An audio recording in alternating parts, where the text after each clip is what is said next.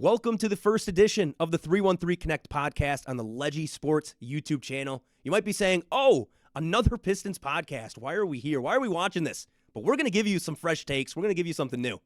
Joining me, we have Pistons writer for the Detroit Bad Boys, Brennan Sims. What's going on?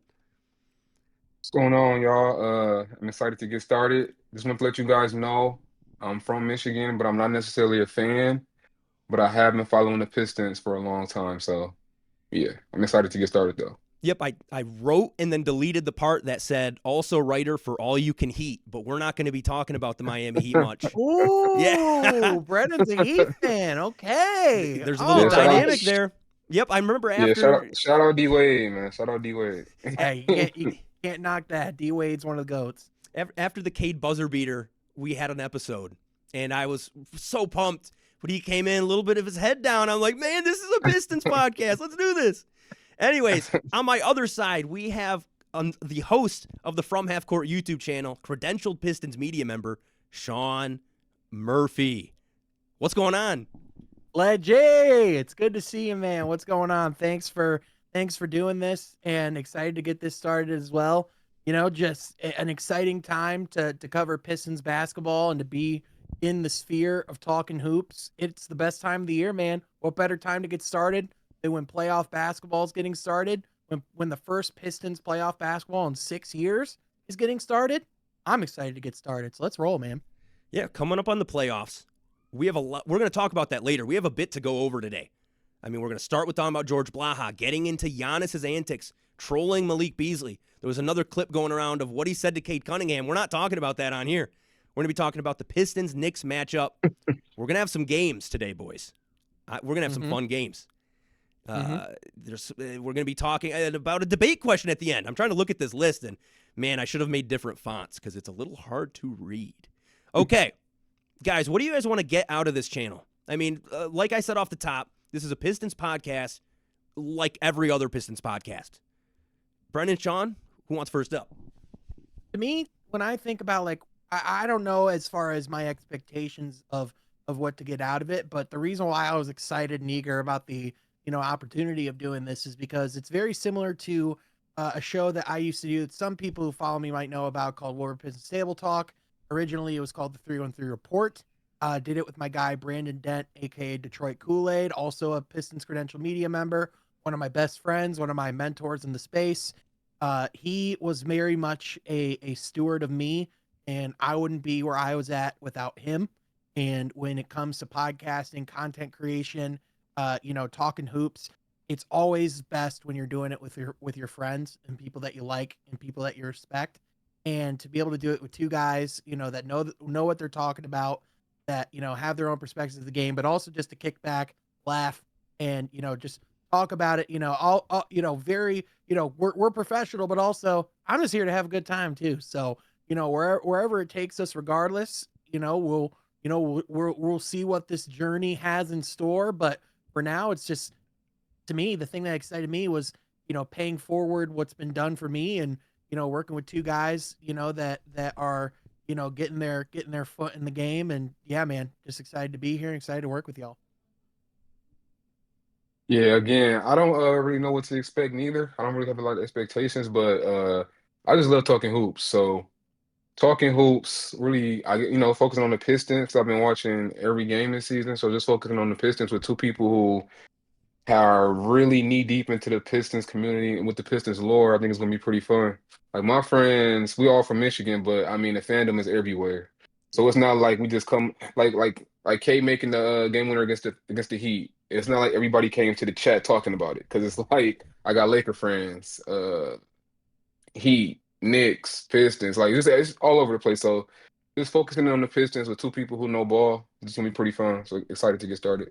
Yeah, Not to take anything away from, sorry, Ledge. I was just going to say, not to take anything away from any other fan bases, but there's something to be said about the health of the league and the intrigue when the Pistons are prominent and when they're in the mix, especially, over the last couple of months. It's been, it's just been entertaining basketball night in, night out. And it's a group that shows fight and plays with an identity. So, yeah, man, it's the best time to talk about the Pistons in our lifetimes for sure. Mm-hmm.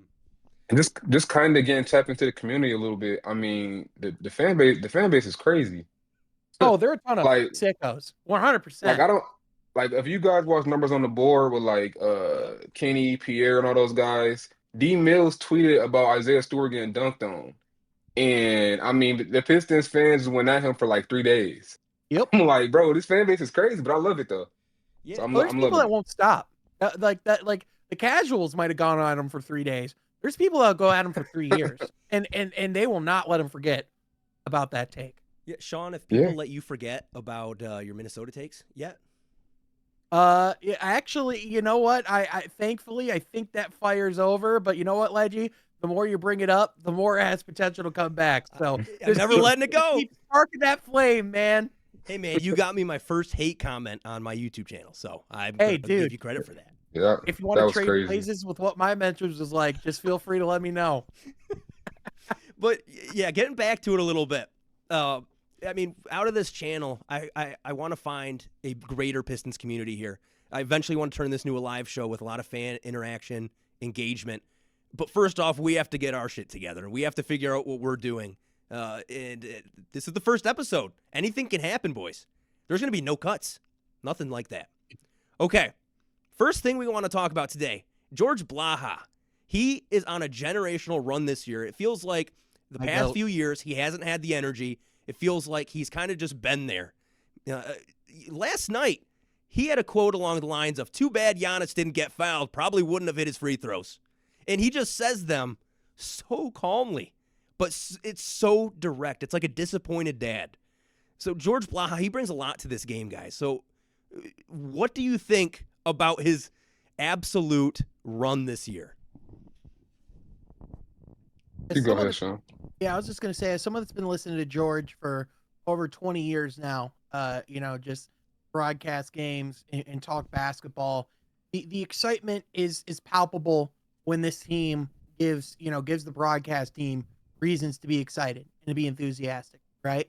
George has been around since the early 80s. He's been commenting, I believe, actually since 1978, if I have that number right. But he's literally he's called every single championship. He's been there for every major moment. So he knows when it's real, he knows when it's not. And I almost feel like the way that this team is embodying the bad boy era of on the court, feels like George is embodying the bad boy era in the way that he talks, on the mic, which, this has been, pretty, like for George over the last like 5-10 years, this has been pretty, like George is just letting it go. But for George back in the day, this is pretty tame. Like George used to do this type of stuff all the time. And he was not afraid to say what was on his mind and to let it out there. And so for me, it's been really fun to listen to and to kind of like have that vintage George to listen to. I know a lot of people have their opinions and criticisms and, like wonder when it's time to hang it up. But the thing with George, with a guy that's had that long of a career, with that much legacy, going into the Hall of Fame for a reason, he gets to call it when he chooses to call it. Yep. So, the fact that he gets to see this team go from last year where he called every single game and still, brought the energy, for what you could bring for that season. And, to see just how much fun he's having now, it's just, it's been really fun to see and really fun to listen to. Shout out, George. And after his health concerns, too, people questioned how long he would really have. Johnny Kane filled in for a few games. That was a couple years ago now. And he's still going strong. And this is the best I've heard since my time as a fan. And I can honestly say that. What was that? He had heart surgery. Yeah, that's huge. I mean, a lot of people at that age, you'd expect them to hang it up. Any other profession, people would hang it up. But he's going strong. I respect that. A lot of people, like you mentioned, are kind of counting those days. And those are the people I don't understand because you're just not talking about how great of a legacy he's had and how great he still is. Yes, he calls a lot of dunks windmill dunks. I don't care because every other call is great. He has some iconic ones. A dynamite dunk. Yes. That's always good when you get the dynamite dunk with the high inflection. It's always great. Sitting here listening to you guys talk about his legacy, maybe we should be looking at him through like a LeBron James lens with the longevity. Like having heart No, How honestly, does this like affect having, George Blaha's legacy? but like having heart surgery a few years ago and still going strong in 2025, that's kind of insane to really think about. And I know people would So, laugh at the idea of a physical toll on commentating, by the way, but it's like you're literally traveling city to city each and every night for like 6 months straight. For someone who had a heart surgery, that's not a yeah. small deal. And the Even when stress. even when you do have luxury like accommodations. And the job is not easy. Like try to commentate a local high school game. That job is not easy. I mean, this isn't easy right now. I mean, we're flowing, but it's not the easiest thing in the world. I mean, you guys can It's a probably attest. Yeah, but it's a lot Oh, for easier than sure. calling a game because you have to 100%. literally you have to have material for if it's a close game. You have to have material for if it's a blowout in either Mhm. direction. You have to know stories about each and every single player, and you have to find a way, by the way, to still be able to talk about all the guys in your team without repeating yourself each and every night and Yeah. still keeping it interesting, no matter where they're at in the standings. Yeah, I respect it. Like how do you come up with things to talk about in a 28 game losing streak? How? Yeah. Gotta be a legend. There was a specific quote, and I hope this doesn't dig into the next segment about George, but there was a game last season when he would say, and the Pistons cut the lead to 17 or to cut the lead to 24 with emphasis. Yeah, I it's am like that so Chris Paul happy. meme. Exactly. And I'm so happy he's able to see the fruits of the past 5 years, past 4 years, Mhm. whatever the hell it was, because he deserves all of this. I mean, if I wanted to say this season is for this person, obviously the players have had it bad before, but they're millionaires. Give it to George. I mean, this season's for him, for me at this point. It's for everyone I like it. involved, honestly. I like it. I like it. Okay, boys. Our first little game of Blaha-isms. So Oh, can boy. you guys see the screen inside of the Discord call? A little bit. Is it a little small? Yes. Okay, I'll read them out loud as well. You have to tell me, what is the fake Blaha-ism? All right.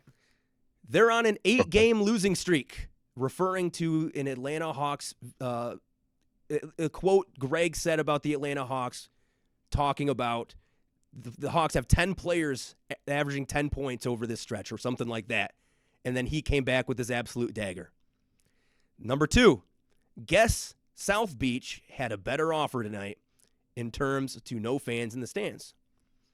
He's guarding him like it's an open house on Trenton Watford trying to guard Cade Cunningham.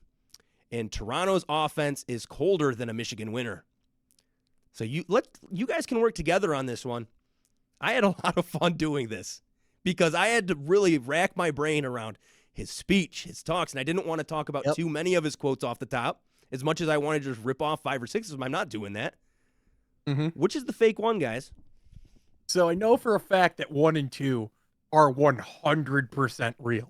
Like those are like I remember those crystal clear, loud as day. If I got 2 wrong, then I must be misremembering and just going, that just sounds exactly like a George quote. Maybe Lenny's just that brilliant.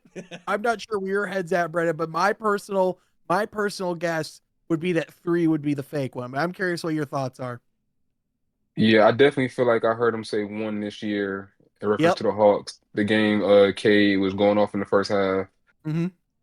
I mean, yeah, I would go 3 Toronto. Yeah, I would go 3. You guys got it. That's the fake one. And it's so hard to replicate what he does because he's so smart. It's like poetry when you're thinking about it. Can I tell you where you almost got me? Where? So I almost went with 4 being the fake one because you know what commentator makes a lot of those kind of analogies?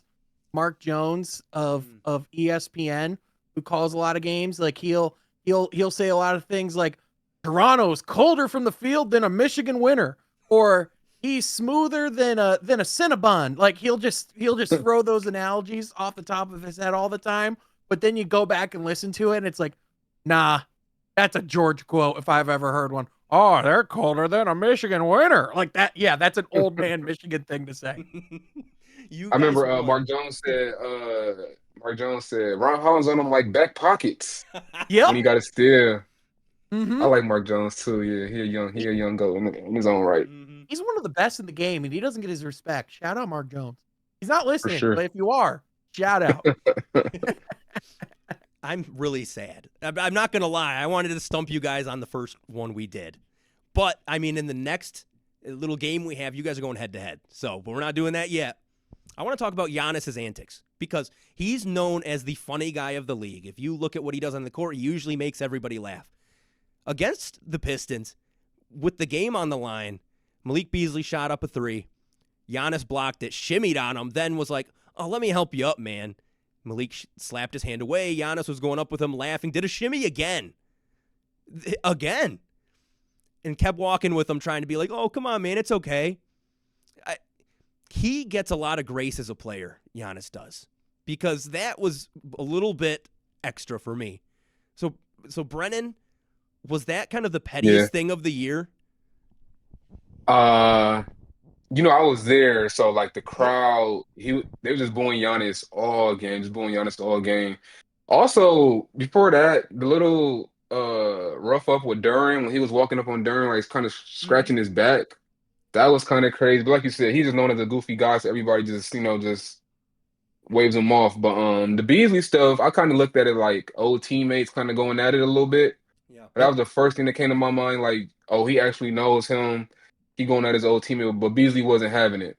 But if you dish it out, you gotta be able to take it. Yes. So I do get B's feeling away because as a player you got that pride. This is what I do. I make threes and stuff, and you kind of showing me up right here. So I give both sides. I love it. I love the intensity. I love the back and forth. So hopefully I don't know if Giannis will play tomorrow, but maybe B's can give him 10 threes tomorrow.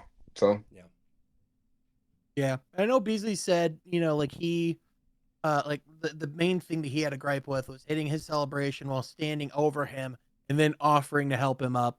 There's kind of a certain pride thing there, which you can kind of understand. And I kind of agree with some of his logic as well of if he did just let him rock with it and just Giannis helped him up, people go, oh, that's soft. They want to see guys be tough and stand up for themselves and not be buddy. There's almost kind of that interesting double standard in a way, but I think to Brandon's point, it's like, look, these guys played together in Milwaukee. The way I gathered how that interaction went, they did not seem like they were BFFs last season in their time together. And those Giannis antics are a lot funnier when you're on the right side of them than when you're not.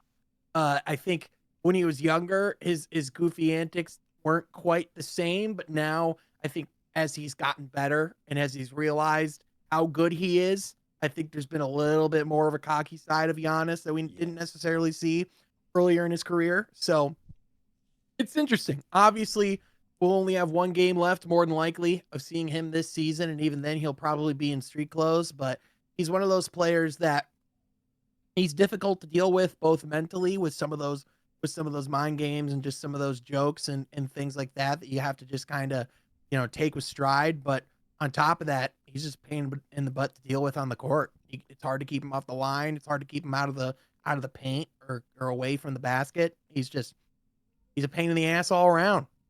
That's kind of the best compliment you can give to a player. The thing for me that gets me, and I get all the things you were saying, but it's when you're up big and the game's over, or not up big, but when you basically put the game away and then you do it, instead of doing it halfway through the game when it's a close game. Because if you then do it then, I would really have loved to see how Malik Beasley reacts to it. And I guess now we have next game. But I think the big thing is these things happen in the playoffs. People try to get under your skin. So being able to see kind of how it would have been dealt with in the moment afterwards in clutch situations, how does that affect it? Obviously, I'm somewhat grasping at straws with that. But I do think it's really important to think about, especially with Isaiah Stewart. I mean, people are going to get under his skin or at least attempt to in the playoffs. And how can he bounce back from that? But talking about the playoffs, Pistons are locked into a 3-6 series with the Knicks. I think, Brennan, when we talked last, you were pro-Knicks series. Sean, I believe you were as well. I just kind of want to get some of the points because if you're the lower seed, there's not really a favorable matchup in any way because you're still the underdog. I guess there are some teams that you'd rather go against, though. So, Sean, can you break down kind of this Pistons Knicks matchup? Yeah, so when you get to the playoffs, the biggest thing that is the most important is getting matchups that are favorable. It's very similar to to boxing or even like MMA where it's like styles make fights and matchups make outcomes. It's not always necessarily the best teams that come out of these series. A lot of the times it's the teams that are better equipped to to advance. A lot of times it is just a better team, but we've seen throughout time, like last year Minnesota goes in and destroys Denver in the second round, but then Dallas, a completely different team, a completely different style, just goes in and gets the gentleman sweep on the Timberwolves, right? Like it's almost a completely different game. And so when you look at the matchup that the Pistons have had with the Knicks, they won the season series 3-1.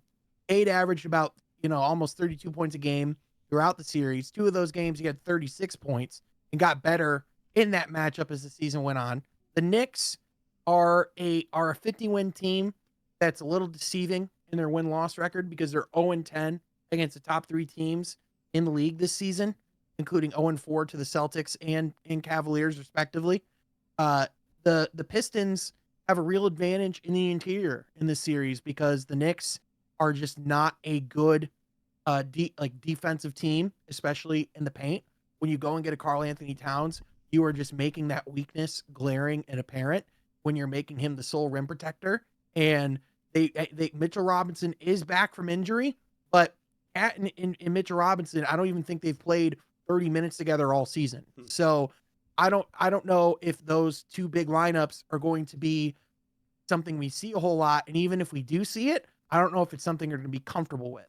So the Knicks are absolutely still the team to favor in this series because they do have the better 1-5. They do have, the more experienced roster. They do have, the more experienced coach in these situations. But if there's a scenario for the Pistons to make a deep playoff run, in my opinion, it's a lot more favorable for them to play the Knicks than it is to play the Pacers for a lot of things you just brought up with being emotionally charged.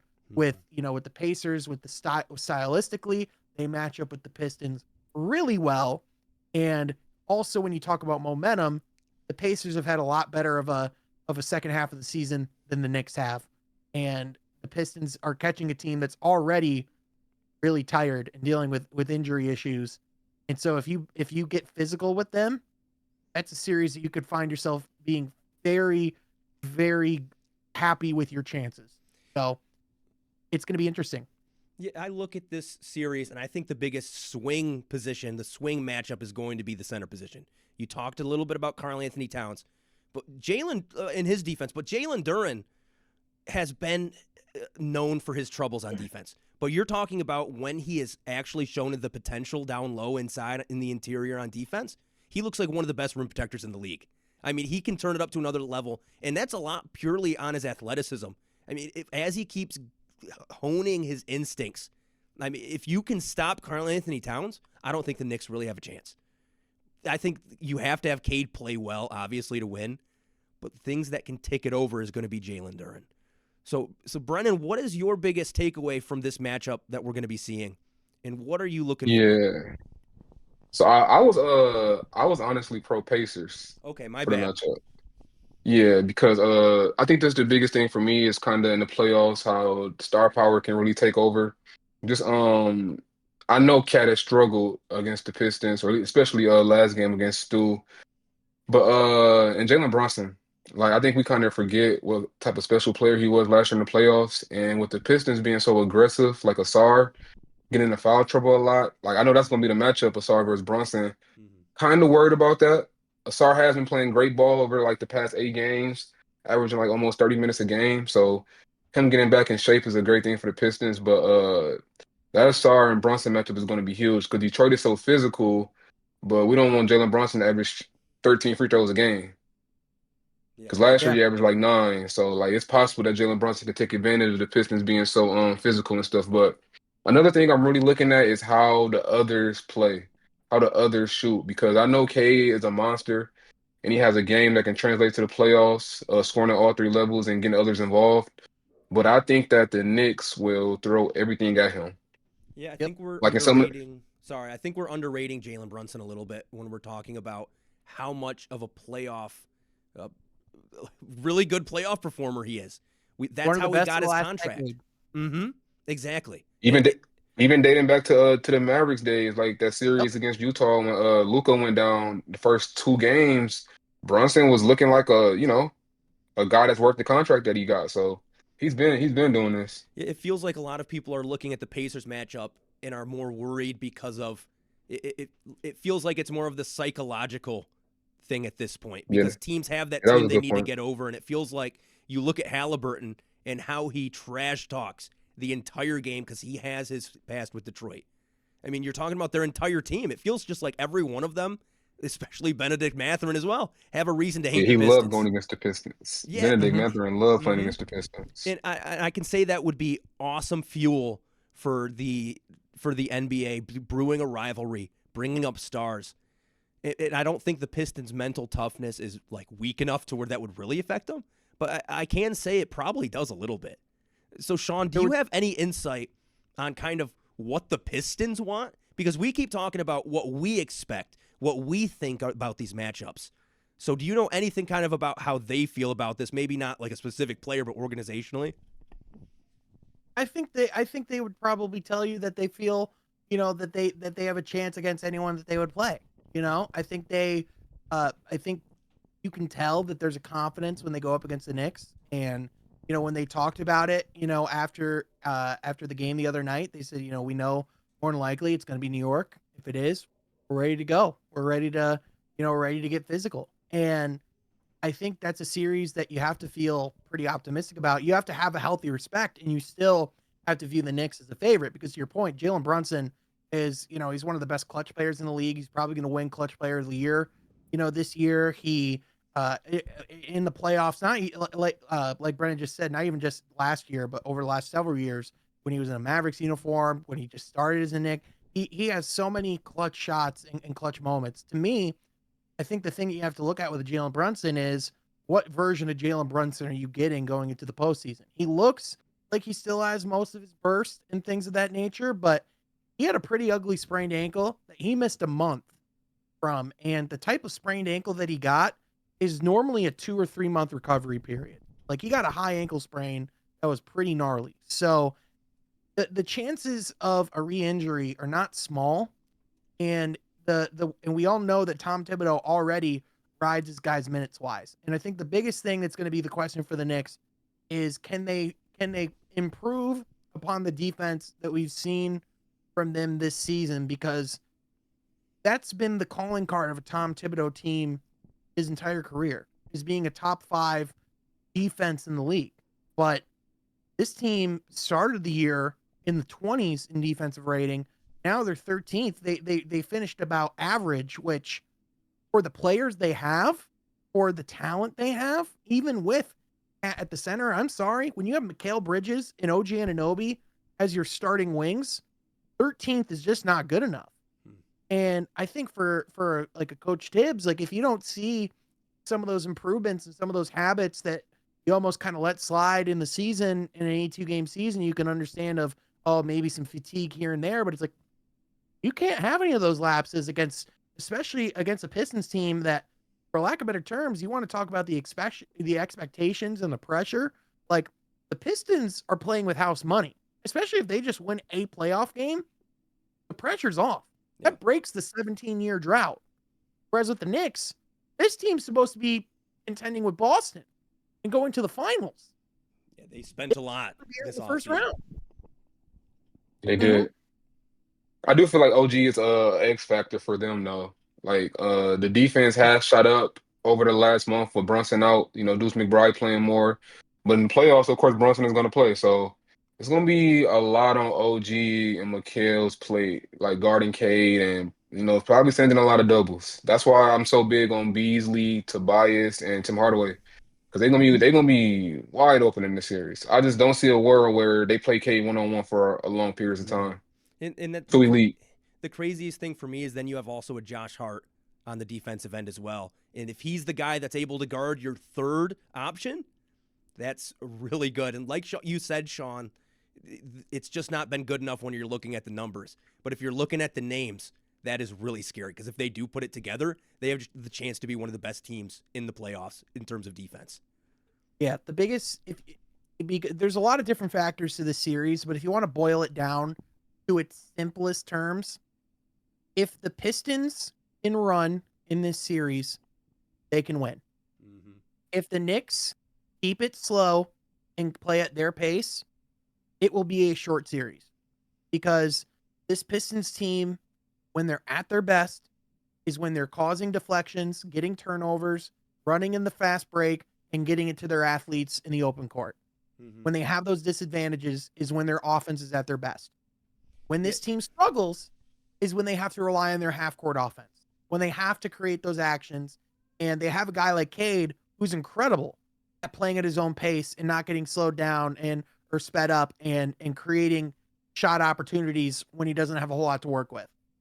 But like Brennan said, like we've talked about earlier, it's like, who are the other guys that are going to step up, especially when you don't have that Jaden Ivey, who's that secondary, shot creator, ball handler, playmaker for this team. Dennis Schroeder's great, but can you get that level of Dennis Schroeder play every night? I don't know. That's the huge question because you're talking about what has been the X factor for this Pistons team. It's the veterans. Mm-hmm. It's the people they brought in to help Cade Cunningham and the other young guys. You're talking about Cade's assist numbers. Jalen Duren is number 1 in assisted too. If you're looking at the 2, 3, 4 last time I checked, and it was a little bit ago, I assume it's the same. Tobias Harris, Tim Hardaway Jr., Malik Beasley. So those are amazing outputs for him, especially if there's going to be a lot of doubles. The scary thing, though, that we have to talk about is these are guys who have had their playoff struggles. I mean, every single one of them. Malik Beasley has been run out of town in his last couple of stops because he hasn't been able to hit a 3 in the playoffs. And that's not hating. It's just looking at the facts and looking at what happened, looking at the history. Tobias Harris, Philly, I understand, was really hard on him. He wasn't the player they needed him to be when they needed him to step up. But still, he still played underneath what I think a lot of people could really expect from him. I mean, Dennis Schroeder has at least the shorter. Tim Hardaway Jr. also was injured last year, and people were bringing up when we traded for him, he couldn't even make the playoff rotation. A lot of that was because of injury coming back. They didn't want to mess with it when they're making the finals. But when he did play, it was a little rough. So we're talking about the guys that are the most important, especially in a series when Cade's going to be doubled, potentially having the playoffs of their career right now. I mean, we're talking about guys who could be making money. We're talking about guys with Tobias Harris who could be thrown into a larger contract deal. I mean, if we're trying to look for a bigger contract, Tobias Harris is there. So there's a lot riding on this playoff series, and a lot of people are saying it's a tryout, and something I've been saying, something Sean's been preaching. It's a tryout for a lot of these younger players to see what's going on, but it's just as much for these veterans because they have a huge, huge responsibility in this one. Yeah, speaking about the younger players, we're gonna see a lot about Duren. I know his paint defense has been amazing as of late, probably as of like the last 3 months, but Towns is gonna stretch him out, man. Towns only shot 1 3 on what was that Thursday? That's not gonna happen in the playoffs. He'll probably get up 6 or 7 threes in the playoff series. So we're gonna see how well he can get out there and move his feet because Towns has been able to take bigs off the bounce, as a faster footed big, but he also hasn't been great in the playoffs throughout his whole career. I know Towns had a great game 7 against the Nuggets last year, but usually he is not this great playoff player. So during his ability to guard stretch bigs versus Cat's ability to have a good playoff series in totality will be a good matchup. Yeah, and there's some of those nights where Jalen Duren can just disappear off the face of the earth, kind of all an Andre Drummond. And I would say that's, there's a lot of comparisons between the two. I would say of their flaws, it's probably the most similar, comparison. I would say when looking at, just Jalen Duren's play since January 1st, he's been a lot better. But like when you talk about the S factor, it's like you have to be able to bring that energy each and every night. And to Brennan's, like you got to stay out of foul trouble. That's the big thing because it's like if Jalen Duren's like at 2 or 3 fouls already, and it's like 7 minutes to go in the first quarter, and you have to really ride Isaiah Stewart, and then you have to start talking about having Paul Reed minutes in the playoffs. As good as Paul Reed is, which like for a third center, he's one of your better, options for that in the league. However, not very much in the playoffs do you want to be playing your third center or your third guy at any part of the rotation. Your rotation shrinks quite significantly. Yeah, and you could For get a sure. lot of Isaiah Stewart minutes in that, and you know he's going to play physical, and you know he's going to get those fouls called on him. I think the saving grace for Jalen Duren when talking about, let's say he doesn't turn it up, let's say Cat's able to torch him. We have one of the best defenders analytically in the league in Isaiah Stewart. He's not just a guy who gets in fights like people say. I mean, he shows a lot on the defensive end, and if he needs to come in and put some minutes on Karl Anthony Towns, we've seen some success with that. So any other Facts. points on the Knicks Pistons series? I got a question for you guys. Obviously, Asar is super important, especially guarding the ball. But on offense, how do you guys see him affecting the game in a series where he'll probably be left wide open, like all series? How do you see him affecting the game on offense? Yeah, Sean, you That's want going to to be go? the ultimate test. They are going to truly game plan for that now. I would say he's still going to try to handle it the ways in which he does, now, which is he can crash to the rim with a speed and just a ferocity that not a lot of players can do. He's very shifty as well when getting to the paint. So I would say that he is one of those guys that makes it where like it's not as much of a factor because he still finds other ways to affect the game in other areas. But if he doesn't find those ways to still be productive, that's going to be the interesting dilemma that the Pistons are going to have to find themselves in. Like, are they going to have to play more minutes of Malik and Tim Hardaway Jr. together, where you get better spacing, like get better production in the offensive end, but you're really giving up some significant liabilities on the defensive end, especially with the length of a McHale and of an OG Anunoby.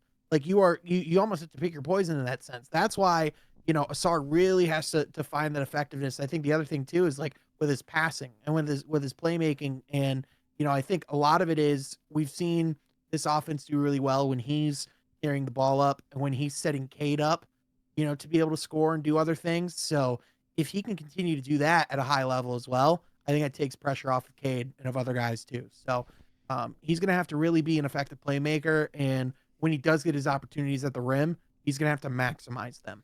Yep, and when he gets to the rim, he creates a lot of chaos, so it creates the ability to dump it off to a Jalen Duren, to be able to pass it out if somebody outside is lacking. I mean, I also want to bring up that Ron Holland has been playing extraordinarily well. So I don't want to say that he's the one-for-one fix, especially if they're not guarding, because they're not going to guard Ron Holland really either. But he's shown Right. improvement this half of the year. I don't want to put too much on a rookie, but he has shown that he can be a huge factor, especially when you're running in the fast break. So Fontecchio is another option you could look to. He's been very inconsistent this year, and I don't want to say you rely Yeah. on him, but is it something Right. you Right. look at and try it out? I mean, I'm almost close to saying, is he almost out of the playoff rotation? I think with what he adds, though, you can't just say no to him because, I mean, he has that skill set that could really impact a series like this. Just sometimes hard to trust. Yeah, I definitely feel like seeing the rotation in the last few games, it kind of seemed like he's probably not going to play too much. But like you said, they're going to need shooting in this series. But I like you guys' point about Asar kind of bringing it up and letting K come off the ball. That's why Schroeder will be a big deal in this series too. Like his Yes. ability to bring it up, let K post up, that can kind of mitigate some of those double teams that Cade is inevitably going to face. So Schroeder driving and letting K play off the ball, point Asar in some situations, it's gonna be good for the Pistons. So K can get off the ball and not get just blitzed at the top of the key so much. Yeah, and Yep. if you have to pivot to lineups more, focusing on offense when you're putting Kate at the 1, Schroeder at the 2, or vice versa, whatever you want to do, putting Timmy at the 3, Tobias at the 4, Duren at the 5, or you have Stu at the 5, maybe to help out with some of that. I mean, at some point in the playoffs, you do have to sacrifice one side for another. Sometimes you can't make it work on both sides. Obviously, you want to be great on both ends, but sometimes coaches make some crazy decisions. Yeah, and I mean That's when this team's at its best, it's when they prioritize the defensive end and turn that into true. offense. So if Okay, they get in guys. scoring battles, they're not going to win many of them. Yeah. Last thing, I know I keep saying, okay, we're moving on. But when you're talking about this Yeah. Pistons team, the defensive rise has been crazy. when their major like additions to this team have been veterans who aren't really known for their defense. I mean, Malik Beasley was kind of known as the stopper in Milwaukee, but that was kind of because he needed to be at that point. I mean, you're talking about guys who have not been known for their defense, but they're making the impact because they're playing a team brand, and a lot of that's JB Bickerstaff, man. He has been phenomenal. The veterans allowing themselves to be coached like that when they haven't been able to do that in other teams. Like, that just shows kind of the coach JB is and how maybe in the future we could unlock other players and bring in other players who have these skill sets. Okay. Moving on a little bit. JB getting that buy-in. It's amazing. JB getting that buy-in. And I was just going to say, you can change a lot of schemes. You can do a lot of different things defensively. You can be called a defensive wizard, but, even guys like J.J. Redick have said the majority of defense is guys being bought in on that end and giving effort. And I think JB just to put it lightly, has gotten a major level of buy-in from this team on that end. Made them enjoy defense. Mm-hmm. For sure. JB. I mean, a lot of people were a little bit questioning before coming in, but yeah, Coach of the Year, 100%. I don't think there's any other option. I mean, when you're thinking about the number 2, I don't think it's close when you're talking about JB. Okay, guys. You guys get to hire one former Piston for a totally non-basketball job. Can you tell me who you would pick and what their job would be? And there's one that's totally obvious to me, and I guess whoever gets the first crack at this might get that. But I'm going to give you guys a second to just kind of think about that. Oh man, that's so tough. I got an obvious one, but I kind of don't want to go with that. Yeah, I think there is one good one, and I might be trying to give away too much here. But well, maybe I'm an idiot. I want to hear the obvious one. What is it? You want to take it, Brennan, or you want me to go for it? I mean, Ben Wallace, security guard. I mean, okay, yeah. I'm good. I'm good Ben anywhere Wallace, I go. the I'm nightclub cool. bouncer. Yep. I'm cool. Yep. I'm trying to think some more ones though. Yeah, that's a good one. That's a really good one. For me, like I could see Tayshaun Prince being like the CEO of a company. You know what I mean? He's got that suave, almost kind of. I could see him even working in like a winery. You know what I mean? Oh man, getting the barrels out, like swigging around the glass. Like this is like 76-year-old aged red. Like I don't know, but I just Tayshaun. Something about his aura. What about Chauncey Billups being a barber? I was gonna say a bald head barber. They usually cut good though. Yeah. Yeah, I wouldn't say his expertise is going to be hair exactly. Oh man. George Blaha if he wasn't doing basketball broadcasting, I feel like he'd be doing like commercials for like, go on down to Pontiac and get yourself a brand new Ford. I know that's still kind of in his realm, but he would just be going on and going, get a brand new insurance plan from State Farm and save 15%. Like just yeah. I don't know why, but I could just picture Darko Milicic being in Game of Thrones as like a big like monster. Oh my god! I literally can see like a crown on his head being a monster. I don't know why I can see that right now. And make it Darko. Yes. Did you guys see that? I 7'7" King Joffrey vibes from Darko. I almost feel like what vibes? Like King Joffrey. I feel like Darko gets like he's like 7'6" King Joffrey. Everybody hate him. Did you guys see that 7'7" high school phenom like Robert? Is he on Florida? 7'8"? It might be that guy, but he was in the Alien Romulus movie. It was the scariest thing I ever seen. They didn't have to do CGI. I mean, obviously they might have added a couple things, but I watched that and my jaw dropped to the floor. I was freaking out, man. I was looking at that like, dude, what am I looking at? I'm not going to put it on here. Nuts. So I think we got away a little bit from the debate here. I need to hear your guys' sales pitch on this. I mean, Sean, which one are you going with? I mean, objectively, the best answer was already given as far as the bouncer. But if there's one that like I'm really gonna lean into, like I'd let Tayshaun Prince run any company for me any day. You know, he's when you need him, he's there, even in a pinch, even in a chase down. He's secure, he's reliable, he's consistent every single night. You know exactly what you're getting from him. He's calm, he's collected. He's already in executive roles in the league. Like to me, I feel like he's a guy that could like turn over and go to like a Fortune 500 company and like actually like do really well. Brennan, you have He's one definitely more chance to sell me, man, because that was damn good from Sean. I was gonna say, yeah, man, he is calm and collected and suave like that. But I mean, Ben Wallace though, like if he come with the fro, you still scared. Even if he come with the braids, it's a 6'9" tank. Just like And who the nobody hell will is act. going to try to press Ben Yeah, Wallace? yeah, nobody will act up in the club that night. So if you want a safe club, hire Big Ben. You Yes, know, sir. You got it, sir. Right away, sir. yeah. If I I'll bring had her to home by choose, 9, sir. Brennan, I think that was the best comparison.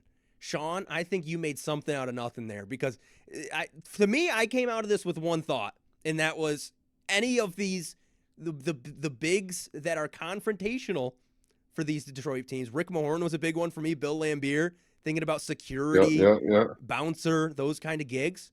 But Sean, I do appreciate you talking about Tayshaun Prince working at a winery. Because I can just see it with the apron, you know what I'm talking about? And like holding it up, looking fancy as hell. I mean, you're talking about something great. And you brought up, you want him to be the CEO. I mean, he's in the basketball management world right now. Is he with Memphis currently? Yeah, he's an executive in Memphis. Yeah, I can never I'm forgive kind of mad him, at though. myself because there's the other obvious ones I didn't think of, like Isaiah Stewart in Alternate World definitely became a professional boxer because he grew up in like the New York area. He was really into boxing and doing a lot of those different things. So I could definitely see that, especially with his frame and his quickness. Yes. He could absolutely fight in another world. And then Damn. Charlie Imagine Villanueva, Stu as a boxer. I would bet my life that guy's going to have a dispensary one day. If he doesn't already, that guy is going to sell a lot of ganja. I'm just going to say. I feel like him and Ben Gordon would be cohorts in that. Yeah. Maybe Will Bynum might be in there too. Oh, Will the I mean, Thrill. if he's not locked up from his wasn't he a part of that insurance fraud stuff? Yup. Wasn't Yeah, Tony Don't let Allen? him run the books. Don't let him run the books. That's all I'm going to say. Yeah, Tony Allen, he didn't go to prison though, I don't think. No, because I looked it No. up because he had a bad take on the Pistons or said something bad about the Pistons, and that was the first thing I thought of. The judge was like, Tony, we were going to put you in jail, but the way you could clamp up Kobe, I can't do that. So you Respect. already locked up. Yeah, exactly. Kobe said you're the best defensive player ever. I can't put you in jail for that. Yeah, guys, I had another debate question. The first one I thought of, I wrote it down. I went with it all day, and before we recorded, I had to switch it because tell me why this one doesn't work. Would you rather have Cade with Asar's defense or Asar with Cade's offense? Wow. So, okay, but you throw in the quantifiers of does Cade already have if Cade has Asar's defense, does he still have Cade's offense? Yeah, so what my issue was I said the same player. Right. Because you're talking about I guess you have to go Asar. I guess you have to go Asar with Cade's offense because if you're just because he would be one of the best. He would be the best athlete on the team, and then he throws in all the shot creation, everything you do with Cade. Like that's literally a top 3 player in the league, just full stop right there. That's not a diss at Cade. That's just saying like if Asar gets that, like they're both like best player in the league material if they get either side. But if you're just comparing the two and just going like the raw athleticism, skill set, traits that they have, Asar with that would just be literally a cheat code.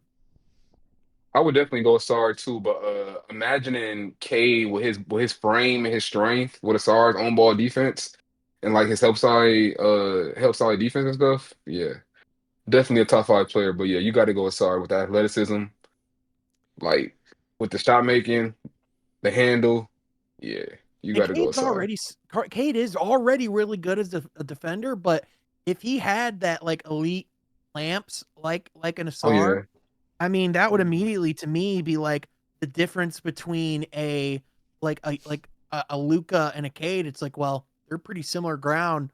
The Cade are already a better defender, but that would put him in a whole different stratosphere universe. Like that would Oh literally yeah. be LeBron at that point. That I always tell prime Leggy, but LeBron. I Yeah. think I think what Asar is already top five on ball defenders in the league. Like Yeah. being foul prone is his only problem right now. But on the ball, it's not too many players I'm taking over Asar Thompson. That's Him the and his brother are player. probably 2 of the top 5. The player you're Yeah, man, it's a describing problem. with Cade with Asar's defense is what the Knicks fans thought they were getting with Mikal Bridges. Because I Yeah. feel like even I was under the impression that that was one of the bigger deals in the league at that point. Like one of the better players that will go there and instantly put them in the championship stratosphere. And we were all wrong. I mean, maybe we could have saw it coming by looking a little bit more at the game and how it was played and the fit together, how Thibs does stuff. But guys, I really enjoyed this. I think this was really fun. I didn't know how long this was going to take. It could have took 30 minutes. It could have took, I don't know, 2 hours. We're ending just under the hour mark. So I enjoyed this. And to the pleasure of Isaiah Thomas, we all kept our shirts on. Didn't even put that in there. We all kept our shirts on. But again, this was a great experience. I really appreciate what you guys have done for me, especially on this channel. A lot of the growth has been, directly from videos with you guys. So I appreciate that.